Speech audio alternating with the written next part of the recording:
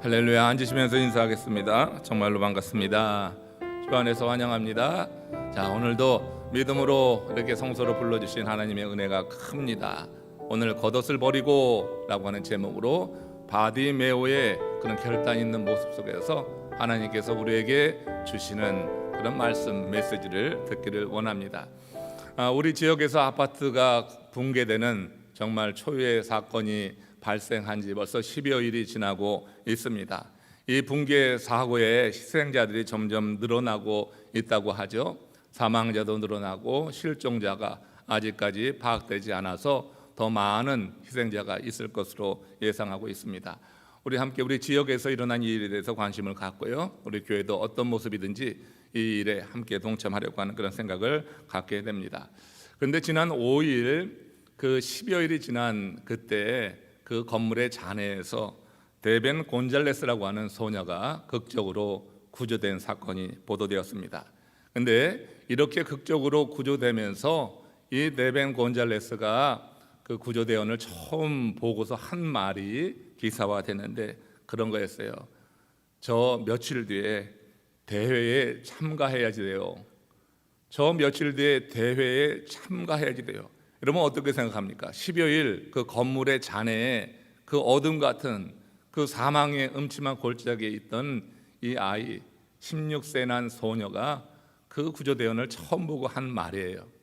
여러분 이런 상황에서 처음 하는 말이 의미가 있잖아요. 이 소녀는 비치발리 배구 선수였다고 하는데 그가 앞에 있는 이 대회를 얼마나 참여하기를 원했으면은 그때 첫 마디가 그런 말이었는가 이런 생각을 해요. 이해가 되지 않는 분들도 있겠지만 저는 소녀의 그 말을 들으면서 그런 생각을 했어요. 사람이 위기에서 생명처럼 붙드는 희망은 정말 다양하구나. 그 어둠의 시간에 그로 견디게 했던 그 일은 바로 며칠 뒤에 있는 그 비치 발리볼 대회에 나가고 싶은 그 마음이었다고 하는 것입니다. 여러분 곤잘레스에게 비치 발리볼 대회는 그 무너진 잔해의 어둠 속에서 견뎌낼 수 있었던 아주 중요한 그런 일이었다고 하는 거예요. 스페인 석당 가운데 희망은 가장 마지막에 버리는 거다 이런 말이 있거든요.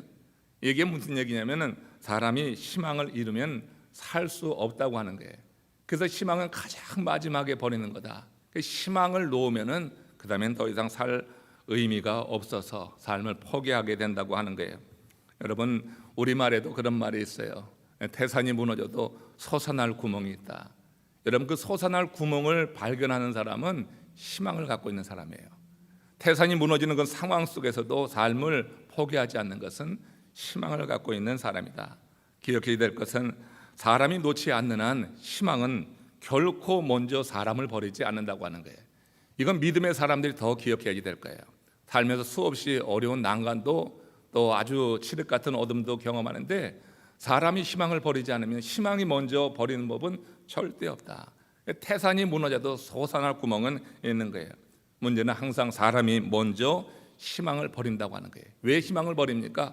환경 때문에 그런 것입니다. 어둠 때문에 그런 것입니다. 삶의 의미를 갖지 못하니 희망을 버리는 거예요. 어린 곤잘레스가 그 건물의 잔해에서 10일 만에 구조됐습니다. 그에게 여러분 희망이 있었던 거예요. 그 대회에 참여하고자 하는 그 마음, 거기에 하고 나는 그런 소원이 그로 하여금 견디게 했고 마침내 그렇게 구조되었을 때 그래서 첫 마디가 며칠 뒤 있을 대회였다고 하는 것을 생각해 보면서 우리가 여러분 아무리 삶이 어렵고 힘들어도 하나님의 은혜 가운데 머물게 될 때 하나님은 우리에게 말씀으로 빛을 비춰줘서 희망을 갖게 하는 줄로 믿습니다. 믿음의 사람들에게는 이 희망이 있는 거예요. 어떤 상황에서도 그 희망을 붙잡는 것이 믿음의 사람들의 모습이라고 하는 거예요. 오늘 본문 말씀에서 우리는 이 희망을 버리지 않으므로 새로운 세상을 보게 된 한 인물 바디메오를 만나보려고 합니다. 오늘 우리의 상황이 각각 다양하지만 여러 다양한 상황 속에서 여러분들도 그래서 곤잘레스처럼 바디메오처럼 정말 하나님께서 우리와 함께 하시는 그런 증거로서 희망을 버리지 않는 가운데 새로운 삶, 정말 주님과 함께하는 그 삶을 누릴 수 있기를 원합니다. 오늘 본문으로 들어갑니다. 마가복음 10장 46절에서 48절. 여기 지금 이 바디메오의 이야기, 예수님과의 만남이 있어지는 그 이야기를 이렇게 서술합니다. 같이 합독합니다. 그들이 여리고에 이르렀더니 예수께서 제자들과 허다한 무리와 함께 여리고에서 나가실 때에 디메오의 아들인 맹인 거지 바디메오가 길가에 앉았다가 나사렛 예수시란 말을 듣고 소리질러 이르되 다윗의 자손 예수여 나를 불쌍히 여기소서 하거늘 많은 사람이 꾸짖어 잠잠하라 하되 그가 더욱 크게 소리질러 이르되 다윗의 자손이여 나를 불쌍히 여기소서 하는지라. 지금 예수님께서 여리고에 이르렀다 이렇게 기록으로 시작을 합니다. 그런데 그 뒤에 가서 보면 여리고에서 나가실 때로 이어지고 있어요. 예수님께서 여리고에 이르렀더니 사람들이 제자들과 함께 많은 무리가 찾아들었어요. 그런데 예수님께서 여리고에 머물지 않고 여리고에서 나가실 때 그랬어요. 그러니까 예수님께서는 여리고에 머물러 들어온 것이 아니라 예수님께서는 예루살렘으로 향해 나가는 과정에 여리고를 거쳐 가셨다고 하는 이 말로 우리가 들을 수가 있을 것입니다. 여리고는 머무는 곳이 아니고 예수님이 지나가는 그런 길이었다고 하는 거예요. 예수님의 생애의 마지막으로 여리고를 지나가고 계시는데 스쳐 지나가는 이 길에서 이 바디메오가 예수님을 만나서 그 인생의 문제를 풀었다고 하는 거예요. 여러분, 이렇게 지나가는 이 기회를 그가 잡을 수 있었다고 하는 그 이유가 무엇일까요? 그가 잡을 수 있었던 이유가 무엇일까? 오늘 여러분 그 생각을 좀 해보자고 하는 거예요. 우연하게 붙잡은 것이 아니라 바디메오는 준비했다고 하는 것이에요. 복음을 듣고 예수에 관한 소식을 듣고 바디메오가 준비했기 때문에 스쳐가는 것 같은 그 순간에 그에게 찾아온 기회를 잡아서 그의 인생의 문제가 풀려지고 어둠을 뚫고 이제 새로운 세상을 보게 되었다고 하는 거예요. 예수님은 여리고에서 이 이적을 끝으로 더 이상 어떤 이적도 행하지 않았어요. 그 이후에는 예루살렘으로 들어가셔서 순환당하시는 이야기가 이 복음서에 기록이 됩니다. 이 행운의 주인공 거지소경 바디메오입니다. 성경은 그를 디메오의 아들이라고 했지만 사실 이 거지소경 바디메오는 사람 대우 받지 못했습니다. 천덕꾸러기로 살아가던 인생이었습니다. 그러던 그가 마지막 순간에 예수님을 만나게 된 거예요. 이 만남은 다시 말하지만 우연한 게 아닙니다. 예수님을 만나서 그의 문제를 해결한 것은 이 거지소경 바디메오가 준비되어 있는 사람이었다. 이 만남으로 그는 육체적인 장애뿐만 아니라 구원에 이르는 복을 함께 받았어요. 사실 눈을 뜨는 것은 아무것도 아니에요. 그가 하나님 나라를 보았다고 하는 것이 이것이 여러분 큰 축복이라고 하는 것입니다. 바디메오는 천덕꾸러기 인생을 살았지만 예수님에 관한 소문을 들은 후에 그 소망을 갖게 되었어요. 그 이전에 갖지 못했던, 그는 그렇게 살다가 가지 되는 인생이라고 그렇게 운명지어 자기를 생각했을 것이지만 예수에 관한 소문을 듣고 난 이후에 그 안에 희망과 소망이 싹트게 되었다고 하는 거예요. 그분은 현실만 보면서 절망에 빠질 수밖에 없었지만은 그러나 예수를 만나려고 하는 목적을 갖고 새로운 인생을 살기 시작했다고 하는 것입니다. 그러나 눈이 멀었으니 그게 쉬운 일이 아니었던 것이죠. 그러다가 문득 한 생각이 그에게 스쳐 지나갔습니다. 예수란 분이 혹 우리 마을에 오게 되면은 내가 이리 하겠다. 그런 생각이 그 마음에 일어나기 시작했어요. 예수의 소문을 들으면서 희망이 싹 텄고 희망이 싹 트면서 그는 이 희망을 통하여서 자신의 문제를 해결해 보려고 하는 그런 마음이 일어났다고 하는 거예요.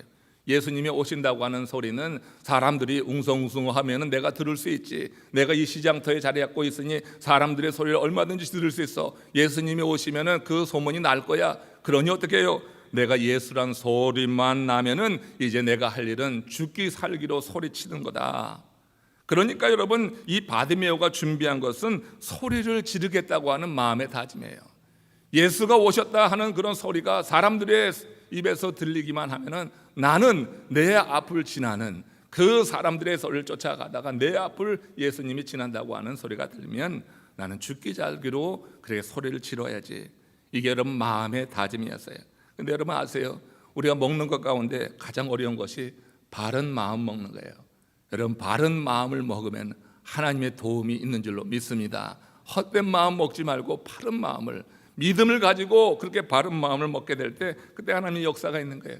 당시 바디메오의 입장에서 현실적으로 할 수 있었던 일이 뭐가 있었겠어요? 그가 뭐가 있었겠습니까? 힘이 있어서 예수님을 초청할 수 있습니까? 무슨 커넥션을 가지고 예수님을 만날 수 있습니까? 그러니 사람들의 웅성거리는 소리를 들으면 예수인 줄 알고 내가 소리를 지르겠다. 마음가짐, 이 마음 다짐이 있었다고 하는 것이라고 하는 거죠.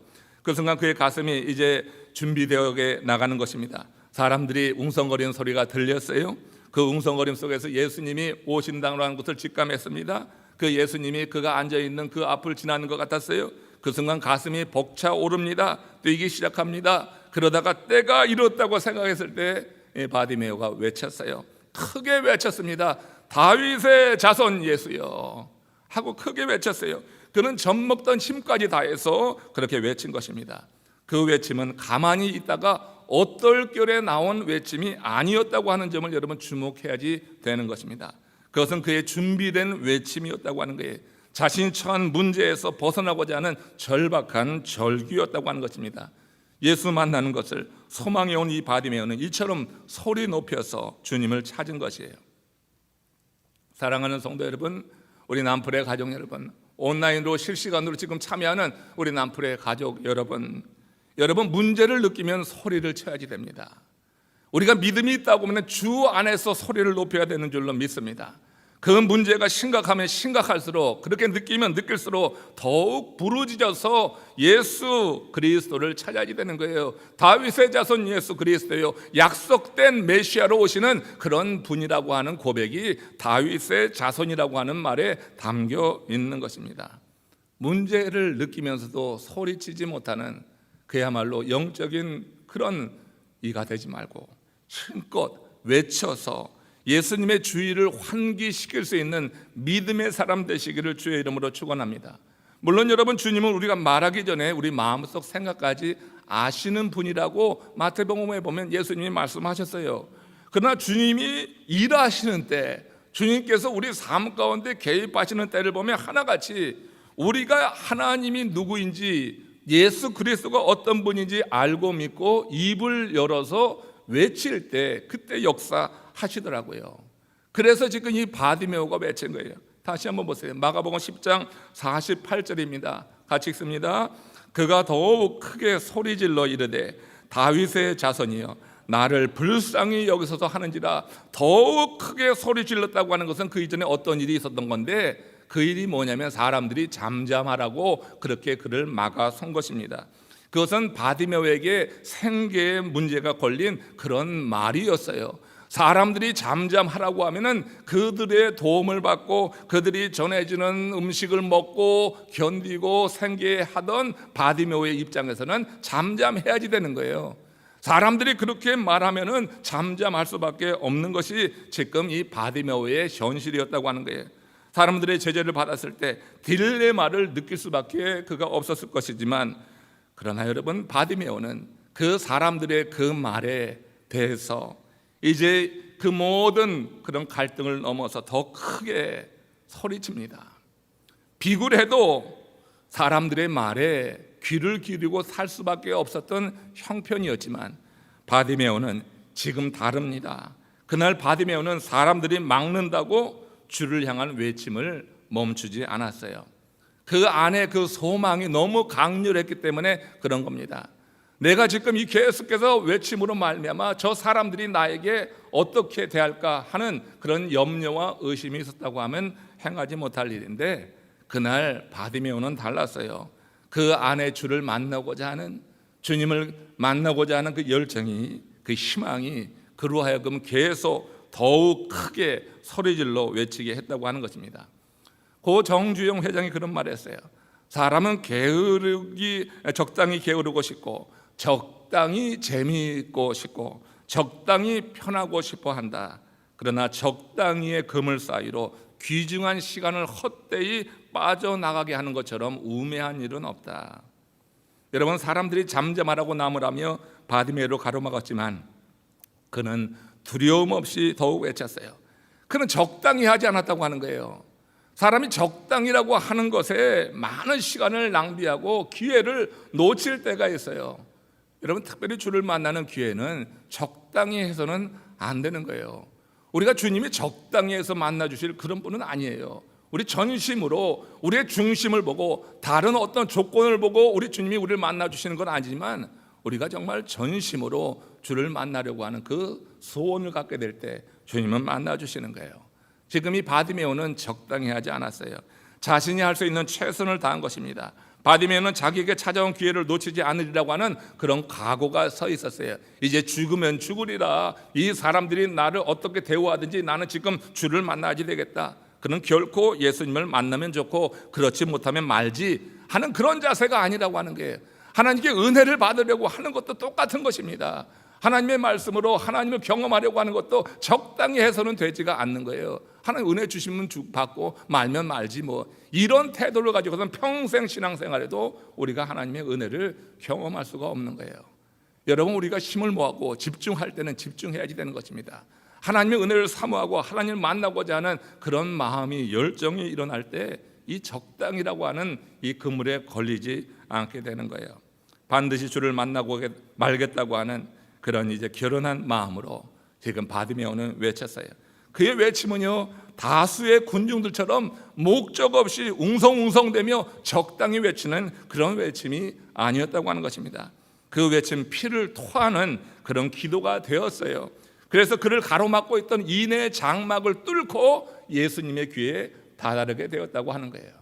준비된 외침이었고, 이제 이 기회를 놓치면 나에게 더 이상의 기회는 없다 하는 절박함 가운데 적당히 하지 않고 정말 최선을 다해서 외쳤다고 하는 거예요.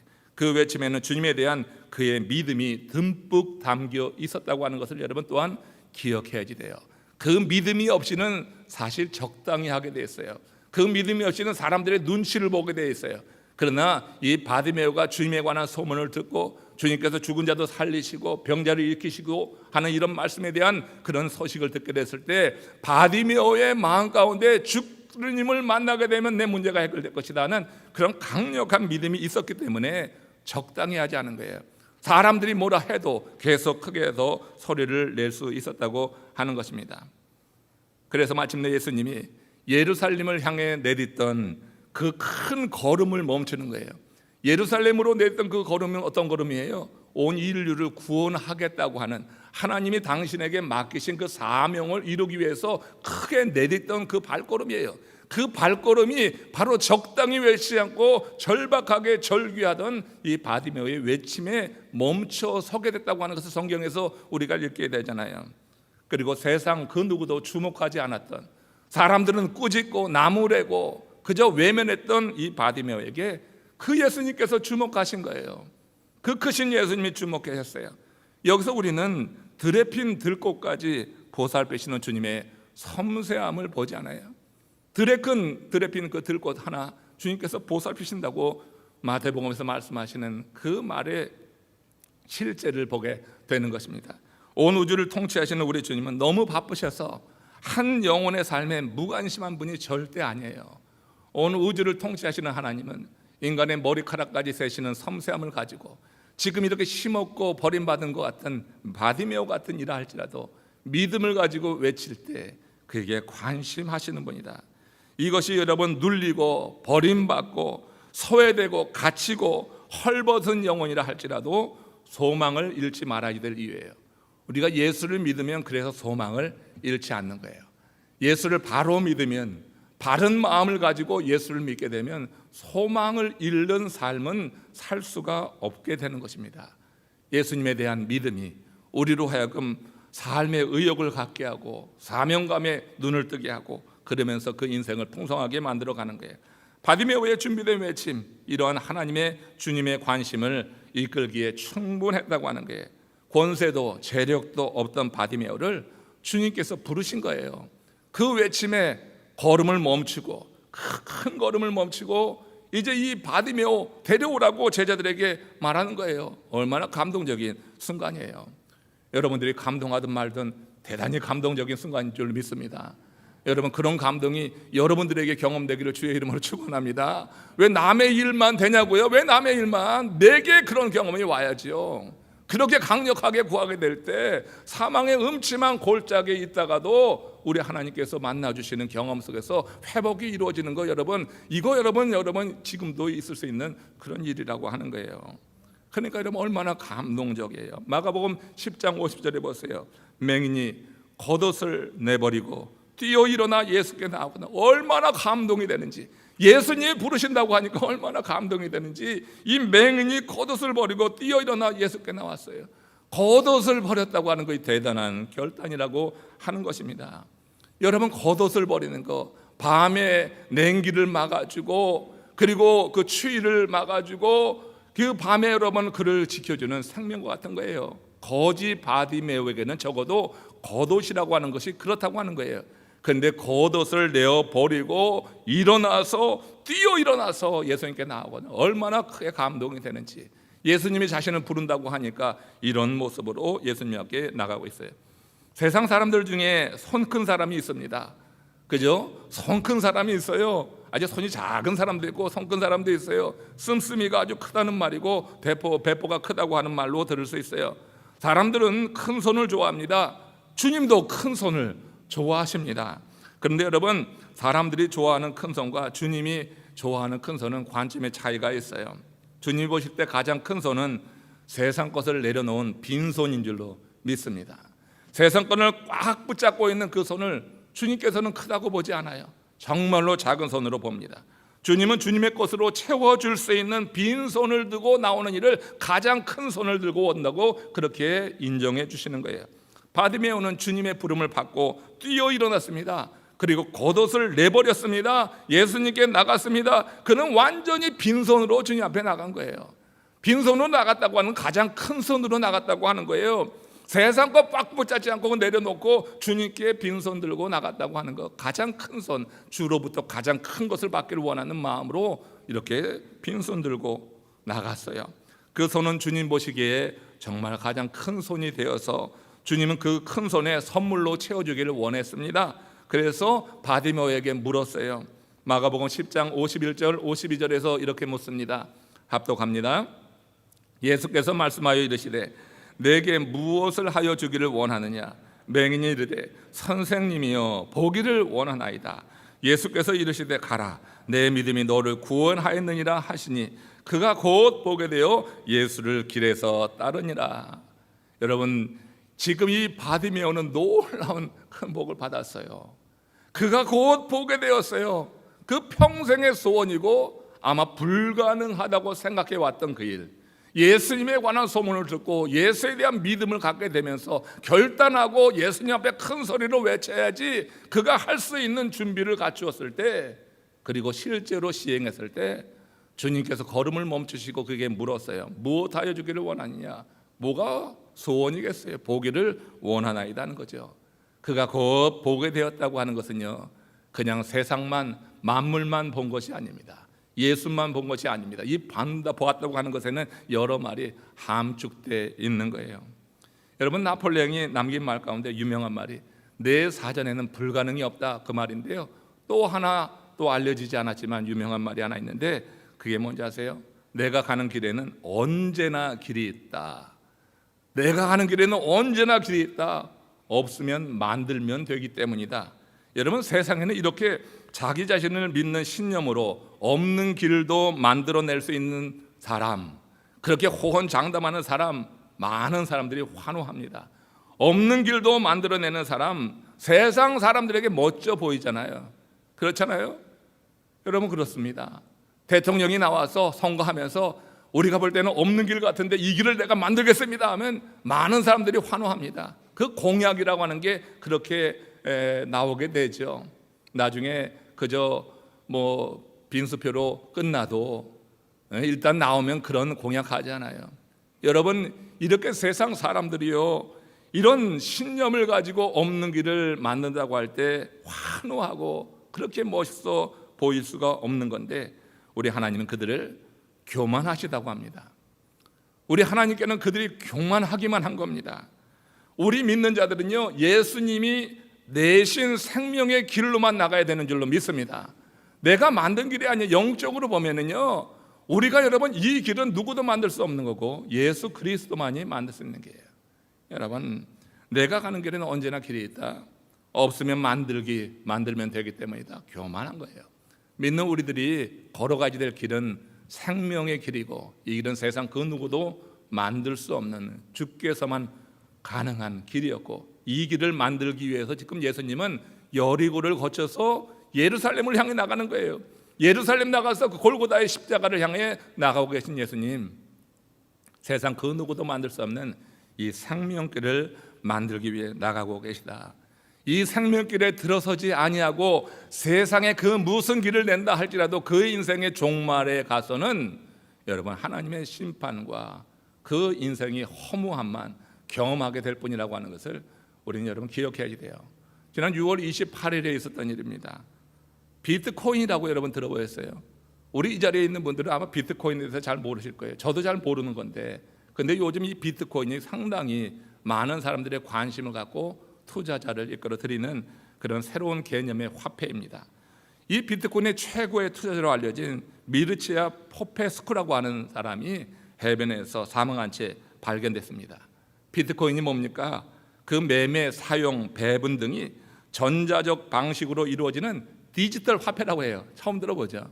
이 디지털 화폐예요. 한마디로 지금까지 사용해 오던 종이 화폐를 대체할 수 있는 신개념의 화폐라고 하는 거예요. 신용카드를 능가할 수 있다고 그런 말을 하고, 지금 여러분 굉장한 인기몰이를 하고 있는 그런 여러분 투자 가운데 하나가 됩니다. 지금 이 사망한 이 사람이 비트코인 투자로 말미암아서 10억 달러를 보유하게 되었다고 하는 거예요. 비트코인의 그 길을 연 사람 가운데 하나예요. 그러니까 10억 달러를 보유하게 되는데, 그 사망 소식이 알려지면서 그가 남긴 천문학적인 비트코인 그 향방에 관심이 모아지고 있습니다. 사람들이 그 사망의 소식 알렸을 때 그 사람에게 관심하기보다는 그가 남긴 비트코인에 관심하고 있는 거예요. 비트코인 최고의 투자자, 그 최고의 투자자, 여러분 그의 남긴 이 재산은요, 근데 불행하게 비트코인 특성상 계좌 암호를 풀지 못하면 그건 여러분 그 재산에 결코 접근할 수 없다고 하는 거예요. 계좌 암호는 그만하는 거예요. 그 사람만. 근데 이게 지금 알려지지 않은 거예요. 그러다 보면 온라인 상에서만 남는 재산이 되고 마는 거예요. 그 누구도 여러분 그 재산에 접근할 수 없다고 하는 것입니다. 미르치아는 생전에 최고의 투자자라고 하는 그런 찬사를 받았어요. 비트코인계에서 우상과 같은 사람이 된지는 모르겠어요. 그로 말미암아서 그 길을 쫓아가는 많은 사람들이 등장하게 되었을 것입니다. 그러나 그가 거둔 것이 지금 무엇입니까? 이런 물거품 같은 것이에요. 지금 그가 남긴 재산은 그 누구도 지 암호를 알지 못하는 한 지금 접근할 수 없고 가질 수 없는 상태가 되었습니다. 세상에 그 누구든 그 인생길에서 주께서 내신 이 생명길을 찾지 않는 한 그 삶이 실패한 것으로 마무리될 수밖에 없다고 하는 생각을 이 사건을 보면서 하게 되었습니다. 여러분, 우리 주님이 내신 이 생명의 길은요, 비트코인처럼 암호를 알아야지 그렇게 접근할 수 있는 어려운 길이 아니에요. 이미 다 공개되어 있는 그런 길입니다. 이미 다 공개되어 있어요. 요한복음 3장 16절 말씀 보십시오. 하나님이 세상을 이처럼 사랑하사 독생자를 주셨으니 이는 그를 믿는 자마다 멸망하지 않고 영생을 얻게 하려 하심이라고 이미 다 공개하셨어요. 생명길로 들어서는 길은 다 공개되었어요.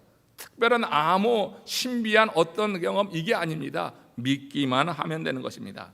믿기만 하면은 이 생명길이 우리 앞에 펼쳐져 나가는 것을 보게 돼요. 마가복음 10장 48절에 보면 다윗의 자손이여 나를 불쌍히 여기소서 하고 바디메오가 주님 앞에 나가섰습니다. 여러분, 우리가 이와 같은 고백만 할 수만 있다고 하면은, 그러면 예수께서 말씀하신 그 생명길이 우리 앞에 펼쳐지는 것을 우리 모두가 경험할 수가 있을 것입니다. 이 말씀을 믿는 사람은 절대로 세월을 허송세월하지 않을 것입니다. 자신의 가치를 분명히 알기 때문에 허송세월하는 일은 없을 거예요. 많은 사람들이 왜 살고 무엇을 위해 사는지에 대한 답을 찾지 못하기 때문에 방황하다가 세상을 떠나게 됩니다. 그러나 자신을 아는 사람은 모든 인생의 가장 근본적인 질문에 대해서 답을 알기 때문에 의미 있는 삶을 살게 된다. 그래서 우리가 에베소서 2장 10절에 보면은 바울이 이와 관련해서 이런 말을 했어요. 같이 읽겠습니다. 우리는 그가 만드신 바라 그리스도 예수 안에서 선한 일을 위하여 지으심을 받은 자니 이 일은 하나님이 전에 예비하사 우리로 그 가운데에 행하게 하려 하심이라. 우리가 예수 그리스도를 믿음으로 하나님의 자녀가 될 때 우리는 이와 같은 삶을 살게 되는 것입니다. 이게 생명길로 접어든 사람들의 삶이라고 하는 거예요. 우리는 그의 지으신 바라고 했어요. 이 말은 우리가 하나님의 작품이다, 마스터피스라고 영어에서 말하잖아요. 상품은 가격을 따집니다. 작품은 가치를 따진다고 했어요. 상품은 품질을 중요시 여기지만 작품은 독특성이 있어야지 됩니다. 그만의 크리에이티비티, 창조성이 있어야지 작품이 되는 거예요. 이 독특성이 어디에서 나오는지 알아요? 보는 것에서 나오는 거예요. 봄에서 이 독특성이 나오는 거예요. 그의 가치가 높아지는 것은 봄으로 말미암은 것이라고 하는 것입니다. 지금 여러분이 다윗의 자손 예수여 하고 예수님께 나아섰던 바디메오가 뭐라고 했어요? 그가 곧 보게 되어 예수를 길에서 따르니라. 그 순간에 그의 삶의 변화가 나타난 거예요. 그가 그 보게 되었다고 하는 그것은요, 사물을 봤다고 하는 것만이 아닙니다. 주님을 봤다고 하는 것입니다. 세상을 봤다고 하는 것만이 아닙니다. 이중적 중의적 의미가 있어요. 그것은 하나님 나라를 봤다고 하는 것입니다. 우리 삶의 독특성, 우리 삶의 창조성, 우리 삶의 이 가치는요, 봄으로 말미암아 우리에게 임하는 거예요. 바디메오는 보았기 때문에 그의 삶의 변화가 일어났고 그의 삶의 최고의 가치를 그가 누리게 되었다고 하는 거예요. 그가 보게 되어서 예수를 길에서 따랐다고 했는데 바로 그것이 그런 의미가 있어요. 겉옷을 내버리고 예수를 길에서 따라가는 것입니다. 바디메오처럼 본 사람은 단순하고 행복한 삶을 그래서 살게 된다고 하는 거예요. 많은 사람이 이리 갈까 저리 갈까 갈짓자 인생을 살다가 그렇게 불안해합니다. 그러나 진리를 본 사람은 단순하게 되어지기 마련입니다. 단순한 삶이 행복한 삶이에요. 삶이 너무 복잡한 사람들이 많아요. 오만 가지 생각으로 그 머리에 가득 차서 고민하는 사람들이 많은데 진리를 보면은 삶이 단순해지는 거예요. 삶이 단순해지는 것이 뭡니까? 지금 에베소서 2장 10절에서 말씀하신 것처럼 하나님이 우리를 지으셨다고 하는 고백 가운데 이 일은 하나님이 전에 예비하사 우리들 가운데서 행하게 하려 하십니다. 하나님이 선한 일을 행하게 하셨다고 하는 이 분명한 사명의식을 가지고 삶을 단순하게 그렇게 하면서 주 앞에 영광 돌리는 삶을 산다고 하는 것입니다. 우리 바디메오는 겉옷을 내버리고 일어나 예수를 쫓았습니다. 이것은 바디메오 삶의 실제적인 변화가 왔다고 하는 것을 실감나게 보여주는 거예요. 그가 겉옷을 버렸다고 하는 것이 그런 의미가 있습니다. 겉옷을 내버릴 만큼 그는 자신의 미래에 대해서 이제 더 이상 걱정하지 않는 거예요. 그가 자신의 미래를 걱정했다고 하면 잠잠하라고 하는 이웃의 말에서부터 그는 눌렸어야지 돼요. 그러나 그것을 뚫고 더 큰 소리로 다윗의 자손 예수야고 외쳤고, 그리고 예수님이 부르신다고 했을 때 이 바디메오는 겉옷을 내버렸어요. 그만큼 자신의 미래에 대한 걱정과 염려를 뒤로 하고 예수님을 쫓아다고 하는 거예요. 진짜 가난이 뭔지 아십니까? 비가 새는 집에 사는 것도 아니고 양식이 떨어지는 것도 아니라고 해요. 진짜 가난은 양식이 떨어지면 어떡하지 하고 미래를 걱정하는 것이야말로 진짜 가난이라고 하는 것입니다. 현재 먹을 것이 없는 것은 고난이라고 하는데 미래의 소망을 갖지 못하고 사는 것이야말로 가난이라고 이렇게 말하는 거예요. 여러분, 지금 바디메오가 가난해 보입니까? 바디메오는 자신이 걸치고 있었던 그에게는 생명과 같은 겉옷을 내버리고 주님이 부르신다고 하는 그 소리 한마디 듣고 그리고 길에서 주님을 따르게 됐어요. 주께서 그의 눈을 열어주셨을 때 그는 사물만 본 것이 아닙니다. 주를 받고 하나님 나라를 받고 영원한 삶을 봤기 때문에 미래에 대한 염려를 내려놓고 이렇게 더 이상 거기에 매이지 않는 자신의 모습을 겉옷을 내버렸다고 하는 이 한마디를 통해서 우리는 보게 되는 것입니다. 주께서 그의 삶을 밝히는 희망이요, 그 인생의 동행자라고 하는 이런 믿음이 그에게 분명히 있었다고 하는 것을 우리는 이 사건을 통해서 볼 수가 있습니다. 말씀을 마무리합시다. 오늘 여러분 우리가 보는 것이 무엇이냐에 따라서 우리의 삶은 정말 천양지차로 바뀌게 됩니다. 내가 바라보고 있는 그것이 무엇인가? 오직 세상에 썩어지고 또 타락한 것만 볼 것일 것 같으면은 맹인 바디메오처럼 눈 감고 사는 게 더 복된지 모르겠어요. 그러나 우리가 본다고 하면은 세상 사물만이 아니라 주를 보는 눈이 열리기를 주의 이름으로 축원합니다. 그리고 하나님 나라를 보고 하나님께서 우리에게 약속하신 영원한 소망을 바라볼 수 있다고 하면은 그 사람은 이 세상에서 어떤 조건과 환경하에 있든지 결코 가난한 사람이 아닙니다. 바디메오는 곧 보게 되어서 예수를 길에서 따랐습니다. 우리도 보게 되면은 이런 삶의 변화를 이루게 될 것이다. 주께서 삶의 희망이 되시는 그런 삶의 변화, 우리 남풀의 모든 가족들이 누리시는 그런 은혜가 임하시기를 주의 이름으로 축원합니다. 우리 다 같이 고개 숙여서 합심으로 기도합시다. 주님의 은총이 우리 가운데 그렇게 임하기를 원합니다. 왜 우리라고 바디메오 같은 이런 순간을 맞이하지 못할까요? 우리가 매여 있으면, 세상 것에 얽혀 있으면 우리에게 오는 기회를 놓칠 수가 있어요. 세상들의 사람들의 시선만 의식하면 그러면 우리는 내게 온 기회 앞에 무너질 수 있어요. 잠잠하라고 하는 사람들의 소리를 그도 들었지만 주님이 주신 그 희망, 주를 만나고자 하는 열정이 그런 사람들의 시선을 넘어서, 사람들 두려워하는 마음을 넘어서 주의 은혜 안에 들어가겠습니다. 아버지, 우리에게도 그런 마음, 바디메오처럼 다윗의 자손 예수야고 외칠 수 있는 마음, 환경을 넘어서 하나님이 심어주신 희망을 붙잡고 살아갈 수 있는 믿음의 사람 되게 하옵소서. 우리 다 합심으로 기도하시겠습니다.